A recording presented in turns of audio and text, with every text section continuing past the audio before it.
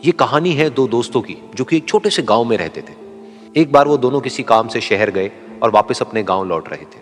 उनके गांव तक पहुंचने के लिए उनको एक घने जंगल से होकर के गुजरना था। और जब वो उस जंगल से गुजर रहे थे तो एक दोस्त को प्यास लगी और वो पानी ढूंढने के लिए रास्ता भटक गए। थोड़ी ही देर बाद शाम हो गई और रात होने ही वाली थी। तो उन दोनों की नजर एक गुफा पे पड़ी जो कि पेड़ों से घिरी हुई थी चारों तरफ से। तो उन्होंने सोचा कि यही जगह ठीक है रात बिताने के लिए।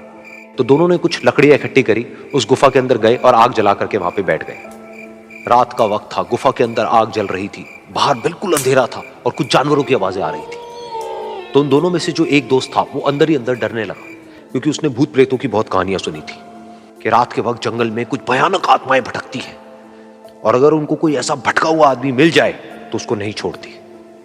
तो जब उसने भूत प्रेतों की बात अपने दोस्त से करी तो उसके दोस्त ने हंसते हुए उससे पूछा, क्या कभी तूने किसी भूत को देखा है? तो उसने कहा, नहीं मैंने तो नहीं देखा, लेकिन मेरे कुछ जान पहचान के लोग हैं जिन्होंने देखा है। तो उसके दोस्त ने उसको समझाने की बहुत कोशिश करी कि यार ऐसी सुनी सुनाई बातों पर विश्वास नहीं करते हैं, अब तू सो जा और मुझे भी सोने दे, मुझे नींद आ रही है। और इतना कह करके उसका दोस्त वहीं पर लेट गया और थोड़ी देर में सो गया। लेकिन वो जो अंदर से डरा हुआ था वो लेट तो गया, लेकिन उसको नींद नहीं आ रही थी। उसको लग रहा था कि शायद यहां पर कहीं कोई है जो छुप करके कहीं से उसको देख रहा है।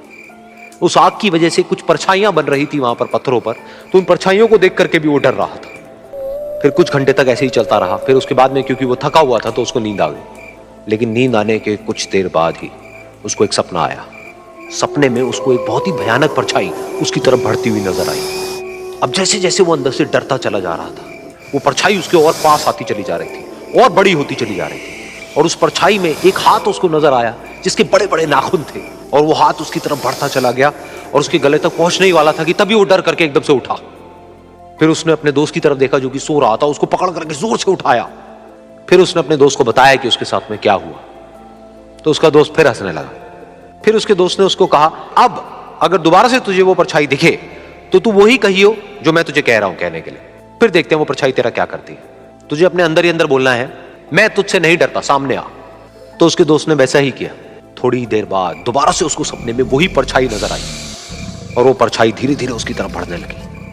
लेकिन इस बार वो उस परछाई से डरा नहीं, बल्कि अपनी पूरी हिम्मत जुटा करके उसने वही कहा, मैं तुझसे नहीं डरता, सामने आ। मैं तुझसे नहीं डरता, सामने आ। मैं तुझसे नहीं डरता, सामने आ। जैसे जैसे वो ये बोलने लगा वो परछाई छोटी होने लगी और उससे दूर होने लगी। वो बोलता रहा, वो परछाई छोटी होती रही और धीरे धीरे वो परछाई दिखनी बंद हो गई। बिल्कुल ऐसा ही हमारी जिंदगी में भी होता है। हमारे अंदर जितने भी डर हैं, उससे हम जितना डरते हैं हम उतना ही छोटे होते चले जाते हैं और वो डर उतने ही बड़े होते चले जाते हैं। लेकिन अगर हम अपने अंदर के डरों से नहीं डरते हैं और उसका सामना करते हैं तो दुनिया का ऐसा कोई भी डर नहीं है जो कि हमें डरा पाए।